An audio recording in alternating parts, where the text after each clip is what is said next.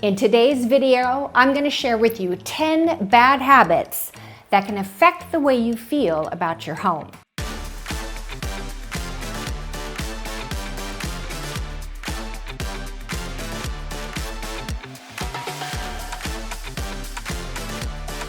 I'm going to explain to you the one key principle that can be a game changer and fix everything. Now, we're not talking any habit. I mean, if you pick your toes in public, that's a bad habit. We're not going to cover that today. No, we are covering things that affect how you feel about your home. Because a lot of you know, and you watch my videos, you know that everything I do is aimed at helping you get there, helping you get unstuck, helping you make your home as beautiful as possible. But there's another side to that, and that is this. I discovered something. I realized that my favorite day of the week is Wednesday. Leave me a comment below and let me know, what's your favorite day of the week and why? Here's why Wednesday is my favorite day of the week. It's the day that Brenda, my housekeeper, comes. So I love Wednesdays from, probably like 4 o'clock in the afternoon on.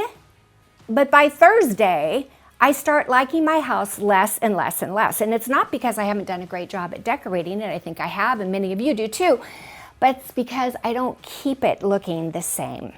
I've discovered something that I believe is revolutionary. And like I said in the intro, I'm going to get there, and I'm going to tell you about the 15-second rule, which will change your life. It has mine. I've been practicing it for the last 2 weeks. Meanwhile, we're going to go through these 10 bad habits. And where did I come up with these habits? Did I Google it? No. In fact, I don't know. Maybe someone's made a video about this, but I certainly haven't. You know how I did it? I looked around my house and I wrote down my own bad habits. So today I'm going to be totally transparent with you. I'm going to read out the 10 bad habits so you know what they are, and then I'm going to go back through and explain them, and then in the end, I'm going to tell you how to fix them. It's Wednesday! I know, right? Let's talk about number 1, clean it. Just clean your house. Now, you might think, Rebecca, you have a housekeeper once a week. You know what? I can tell you right now, I'm very grateful for that. I feel very blessed, and I worked very hard for that because most of my life I did not have a housekeeper, and when I did, it was once a month. So yes, I have a once a week. However, why is it that I go from Wednesday at 4 o'clock in the afternoon loving my house to Thursday morning not so much? It's because of this. I know, I create a nest, and it is how I live, and it's natural. People do that. But you know what? My bad habit is once she leaves and I then take my cushions off and bring all my pillows out and set everything up, it's super comfortable, and that's how I want to live, and that's how we all should live.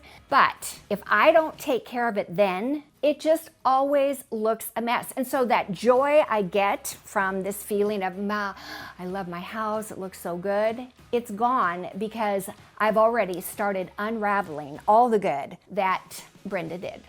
Just ask her, she'll tell you. Sometimes she leaves to go run an errand, and when she comes back, I've already made my nest, and she's like, Mamma mia! I guess that's Italian. Here's the deal. If I applied the 15-second rule to my nest, I could wake up every morning feeling like it's Wednesday. And go.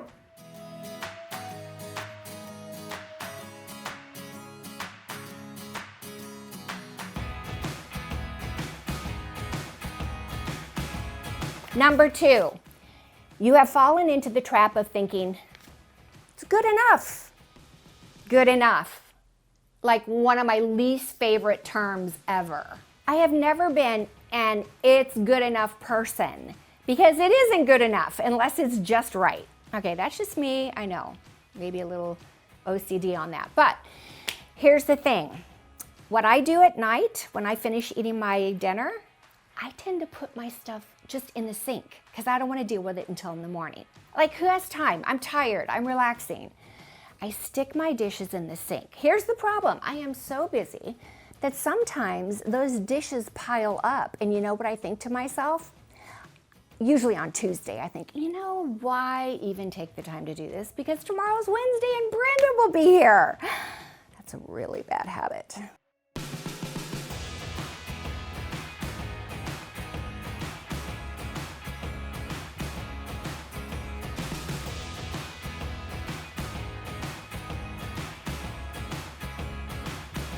Another good example of good enough is when you get your room decorated and you've done a lot, but you don't address the finishing touches.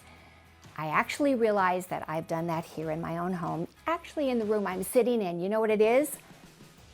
I have like smoker's teeth colored switch plates and light switches still in this family room. How many of you have seen? I think I've talked about this a lot, or maybe it's just in my course that I'm writing. Those kind of finishing touches like switch plates and outlets matching the color of your wall, that is a take it over the finish line detail. And my bad habit is to just sort of get it good enough. And I can't believe I'm even saying that, because that is not good enough. Number 3, you leave your bed unmade. This is embarrassing because I think it was probably 8 or 10 years ago that I made a video on how important it is to at least make your bed every morning, because it affects your entire day, and because you feel successful. You've actually accomplished and completed something really important and a disciplined thing. It's way better discipline than going out on a run for an hour. Yeah, it doesn't take that long to make your bed, but I gotta tell you, I have fallen into the bad habit of rise and shine, getting up and heading on out to my day and leaving my bed unmade. What's the big deal about that? When I walk into my room at night, I have forfeited the opportunity to feel really good about my house and really appreciating my home like I do on Wednesday night.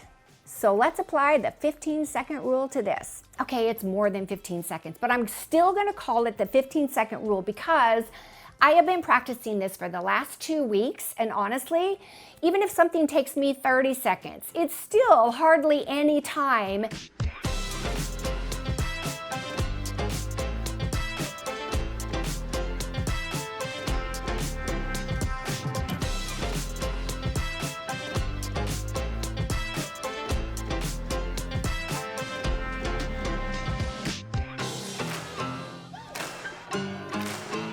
Number 4, leaving your clothes on the floor or the dresser or on the chair or even on your bed when you get undressed at night thinking, I'm too tired, I just finished watching Netflix, or I just finished watching Rebecca on YouTube, thank you very much. And you go up to bed and you're just too tired, so you just stick it, I personally just stick it on my dresser in my bedroom thinking tomorrow morning I'll put it away. And I usually do, but you know what? The last couple of weeks. So here's the story. Are you guys still with me? Because I got a story for you. I was getting ready for bed, took my clothes off, stuck it on the dresser, and I walked out to go to my bed, and the thought occurred to me. I remembered a conversation I had with a friend 30 years ago. He was at my house, and I opened the drawer that I keep my scarves in, and he looked at it and he said, Rebecca, you know, I have a tie drawer. He goes, most people put their ties, they hang them over things. You know, back then, I don't even know if they still make them. They had carousel things. You'd sit there, do, do, do, do, do, do, do, do, and the ties would go around for the men to see them. He said, I take my ties off and I roll them up and I stick them in a drawer. And that way I can see the colors that I have and I can see the patterns, and it keeps them nice and neat. And it's kind of fun to get dressed in the morning because it's like shopping in a boutique, right? But it's my own closet. And he said, you know how long it takes me to do that? And I said, what? He said, 15 seconds. Do you know that that was a comment someone said to me 30 years ago? I barely remember the comments that someone said to me last week. And to be honest with you, I hadn't thought about that for years. But it came back to me that night when I took my clothes off and stuck them on the dresser. I went back in and I thought, And I think, I didn't time it, but I think it was 15 seconds for me to put my pants on a hanger, put my shirt on a hanger, hang those up, and walk into my bedroom. And you know what? I felt super accomplished. So you don't have to live in a bedroom that looks like a dorm room. You can actually have a bedroom that you decorated that looks so great. And even if you can't afford to decorate right now or do what you want to do, just keeping your room clean and neat will make such a difference in your world and in your life. Promise you, trust me, just do 15 seconds worth of quickie. 15-second quickie, that's what we should call this video. Probably would have gone viral. I wonder if it's too late to do that now. Number 5, stacks of papers everywhere. Okay, number 5 is the worst. And I am a culprit of this. I'm terrible at this. Having stacks of paper all over your house. Feels good, doesn't it? You know that you have those documents. You know you've seen them. But they could be in any number of places. In my own home, it could be in my closet, or it could be in my bathroom. Believe it or not, I have a thing of papers in my bathroom. It could be in my living room underneath the cabinet, or it could be on my countertop in my kitchen. I have got so much paperwork, and I promise you this is going to be, talk about restoration. This is where I need to hire a professional to come in and help me, because papers have stacked up literally for a couple of years. I mean, I could be getting evicted anytime soon and I wouldn't even know it, because I've got mail that hasn't been opened and papers everywhere. If you are a paper stacker, let's commit to each other. Let's promise each other we are going to get over this, because it's a terrible habit. And you know what? It can be, once it's fixed, once it's restored, you can use the 15-second rule and you'll never go back to that place again. I'm preaching to the choir, only I'm actually preaching to myself, because I am going to hire a professional to help me get through this, because it kind of gives me highs. And when I get it done, I'm going to practice the 15-second rule and never get there again, because it feels awful. Number 6, I may or may not be guilty of this, a makeup explosion in your bathroom or on your vanity somewhere. I know that I've organized my drawers. What I need to do is discipline myself, take my own advice, use the 15-second rule, and then walking into my bathroom could actually be an enjoyable experience. Like, Wednesday could last longer than actually it doesn't even last 24 hours for me, because by nighttime I've already gone down the slippery slope. Now, if you're a guy, you might be guilty of leaving your aftershave or your shaving cream or your soaps or your cologne or your lip balm, whatever products, or your hair products. That's the one. You may be guilty of leaving those out all over the countertop. Guys, it is a simple remedy to fix that. Just use the 15-second rule.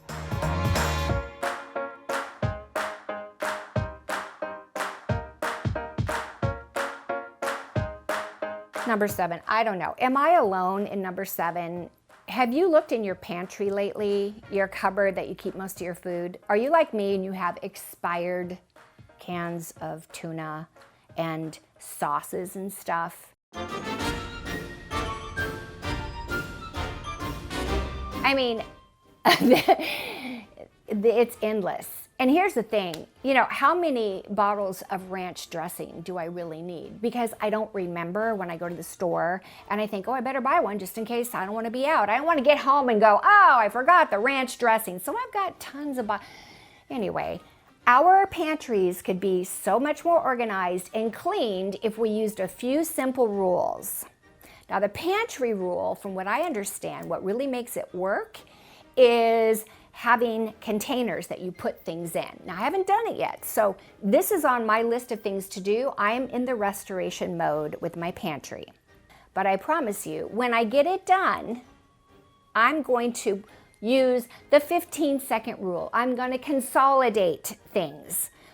Actually, you guys, at the end of this video, should you still be watching, I could take you on a little tour of the few things that I have organized thus far. I've made some serious progress in my kitchen, and I've got some really great ideas of ways to make it not so horrible. So leave me a comment. Do you want to see my kitchen and how I've organized it so far? There are some really important tips that I could teach you and show you that's going to help me keep it that way using the 15-second rule. Number 8, and I feel like a lot of you are going to give me flack for this. You're going to say, everybody has a junk drawer. Well, guess what? Don't do it. Because just by nature, you've already bought into, I can have a junk drawer. I can have junk. I can be messed up and disorganized. Is that really how you want to live? Because I think a lot of us live that way, and I can tell you it's not how I want to live. It's definitely not a Wednesday experience. A junk drawer is a disaster waiting to happen. Now, I made a junk drawer video a couple years ago. We can use some of the footage from that for you to see, because I have since cured myself of the junk drawer addiction. The key to keeping it organized is the 15-second rule. 15 seconds, that's all it takes. Number 9 is your entry hall piece. You may have a credenza, a buffet, a sofa table, any kind of horizontal surface, and it just becomes a catch-all.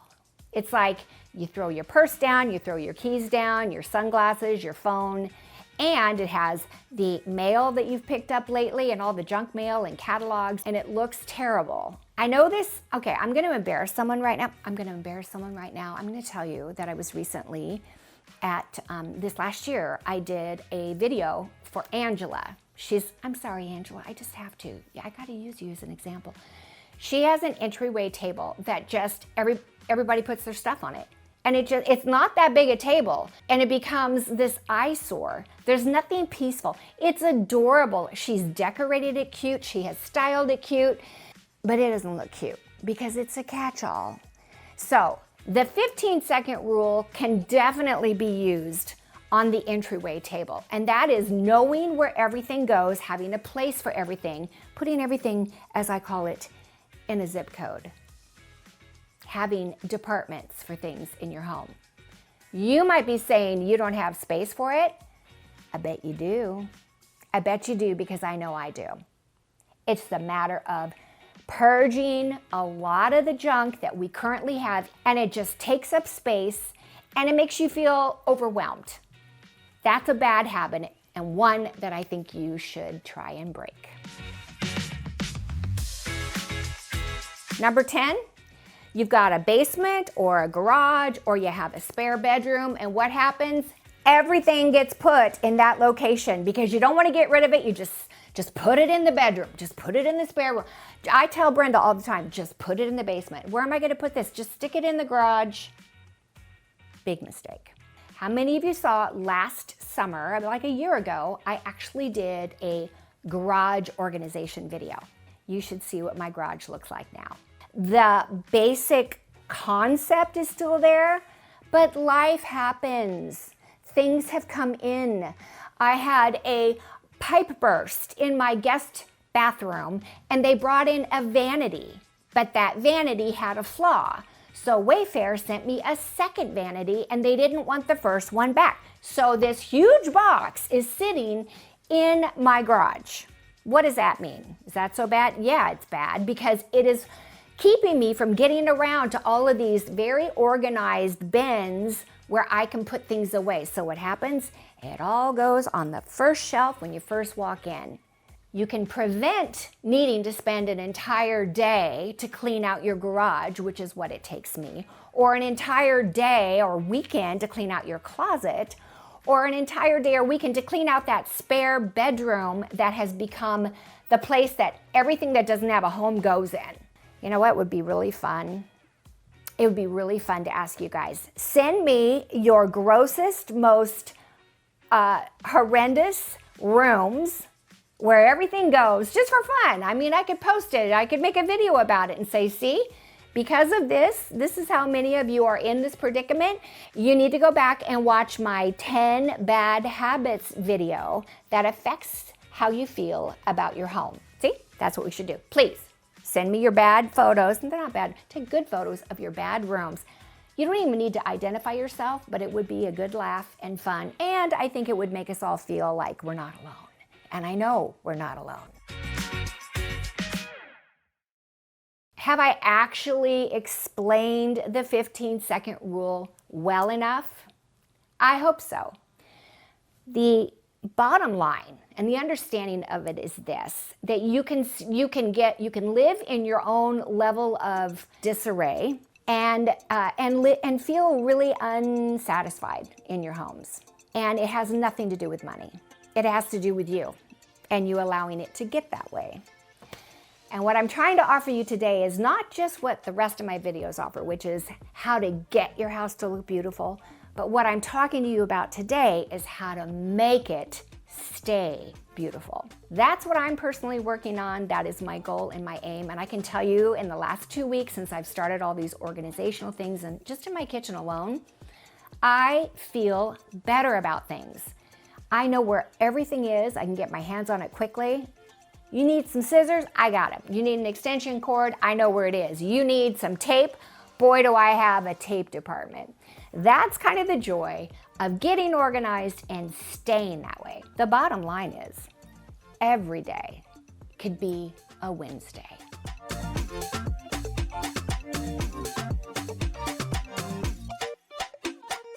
Are you guilty of any of those 10 bad habits? And if you've got any other bad habits that you can think of, be sure to leave a comment. We love it when you subscribe to our channel. And of course, please leave this video a thumbs up. I hope it was as helpful for you as I think it's gonna be.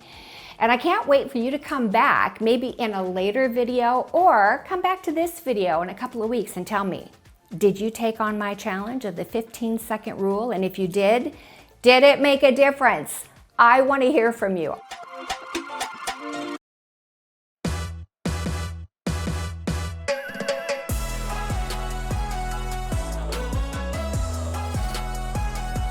One of the keys to successful organizing in your kitchen is to have individual containers for items rather than having them in bags. You can put them in these really cool jars and then be sure to label them. Labeling is the key to knowing where to find things and where to put things back in 15 seconds. What do you do if you have an area that's kind of a lot? Well, the way you organize is you eat an elephant one bite at a time. So here's what I've been doing. I've been taking one cabinet at a time or one drawer at a time, and I do it on random days. Whenever I have time, like in the evening and I'm watching television, so I can hear the TV and I can kind of follow along with the story, so I'm not bored. But then I attack one cabinet. Here's what I attacked last week. This cabinet down here used to have a basket of all my supplements and vitamins in it, most of which I didn't even take. And this cabinet up here used to have a basket with all of my medicines and cold remedies and, you know, Neosporin. And whenever I opened up this cabinet, things would fall out on me because I just kept putting up in there. What I found was once I pulled everything out, I had a lot of things that were repeats. So I consolidated things like this, my Advil. This is my nighttime things that I take. And these are my daytime supplements, vitamins, and medicines that I take. And this right here is nothing but cold remedies. And the rest right here, well, they are gonna get labeled. Why do you label it? Number one, so you can find it. You keep things by what they are. If it's an antihistamine, keep all the antihistamines together. If it's cold, I mean, hello. I tried to consolidate all my Zicam. Any of you guys use Zicam? I love it. It really works. I tried to consolidate and I found out that I just have 4 full bottles of Zicam. So they're in here. Then if I have anything else, like here's pain medication, I will label that. What'll that help me do? It'll help me find it. It'll also help me to put it back in its exact location. Thus, I won't have this menagerie that I end up with every year about this time. The second thing was, once I freed up this cabinet, I was able to take all of my pots and pans, which were, I mean, I don't cook that much, but I had a lot of pots and pans and they were just random and all over the place. And I was able to divide them up between these 2 cabinets. Normal size, smaller saucepans and things like that here, frying pans, skillets here, and then my large pot that I use for spaghetti and a few other of my saucepans I put together. Here's the key, you guys. When you do your cabinets, whether it's pots, anything that has a lid that goes to it, don't do what I've done for years, and that is keep all your lids together and then you're like rifling through. I know I have a lid for this somewhere. Keep your lid actually on the pot itself. It means you won't be able to stack pots inside of each other, but I have found now that I've been able to separate these in 2 cabinets, so much easier to find, and I always know where the lid is. When you wash it, put it away with the lid.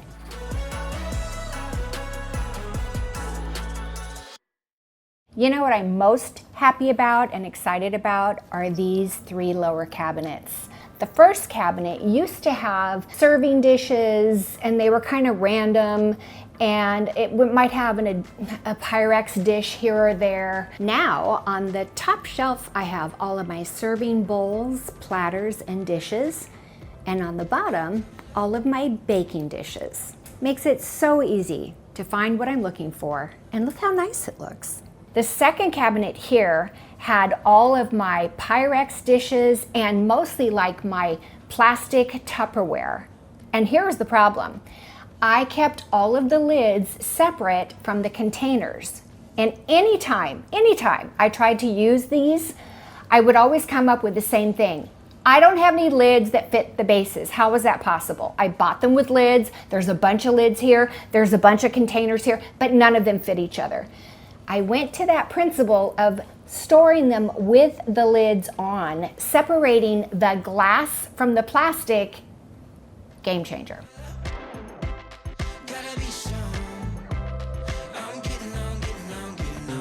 Well, I can honestly say this is embarrassing and good news all at the same time.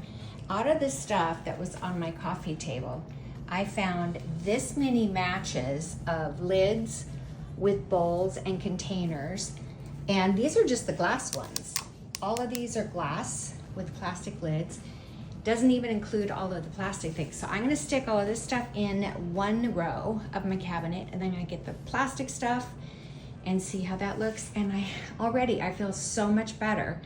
And I think that the key is to store them with their lids so you have them when you need them. Ta-da! Everything on the bottom shelf is glass, although the lids are still plastic, but the containers themselves are glass, and everything on the top shelf is plastic. And then this last one is my, I guess you call it disposable. It's all like plastic and paper. So let's take a look at how these cabinets have turned out. And trust me, I did it the same way. I watched television at the same time, and it was not only a delightful ending, it was an enjoyable experience. How easy is this? All of my plastic and paper cups are in this container here, and these are to-go cups with lids. That's right. In this one, I have all different sizes of paper plates and plastic plates, as well as paper bowls. And in this guy, straws. I know, and they're not even like the paper ones. Like if you really want a straw, you should come to my place, because I got them. On the bottom, I have napkins, all in one container, forks, knives, and spoons, to-go containers, just in case I don't know, decide to make something and want to take someone a meal. I mean, that in itself would sort of be a miracle, but if I wanted to, I could. This is the drawer that I put my baggies, my foil, parchment, and saran wrap in, as well as it's so close to my coffee station that I keep tea bags, sugar, Splenda, and doesn't everyone need a place to keep their little flossers, right? This is an organized way to have little things that you find yourself wanting to get your hands on when you're in your kitchen. Mind you, that is not the same thing as a junk drawer. Let's take a look at my junk drawer from 2 years ago when I did redo this drawer. Here's why I say do not have a junk drawer. Just by the word junk, if it's junk, you shouldn't have it. That's what I'm trying to tell you. If you want to get organized, if you're sick of how your house looks and every time you open a drawer or a cabinet, you feel disgusted with yourself, you want to get organized. Well, junk is junk and it should be thrown away. But that doesn't mean there aren't things in your kitchen that you want to get your hands on. Maybe it's an extra set of keys. Maybe it's a pair of sunglasses if you have to go outside really quickly. Maybe it's your pens and your pencils and your Post-it notes. Maybe it's a few small tools that you find yourself needing when you're in your kitchen. But this is why I want you to see this drawer today. Today, this drawer is similar to the way it was 2 years ago. But this drawer has fallen into a little bit of disarray because I have not practiced the 15-second rule. Everything in this drawer, if I kept it up the way it should be, just by spending 15 seconds, it would look exactly like it did when I did it 2 years ago. And that's what I'm aiming for. I'm not there yet, but that's on my list of things to do. And while we're talking about it, let's talk about my closet over here.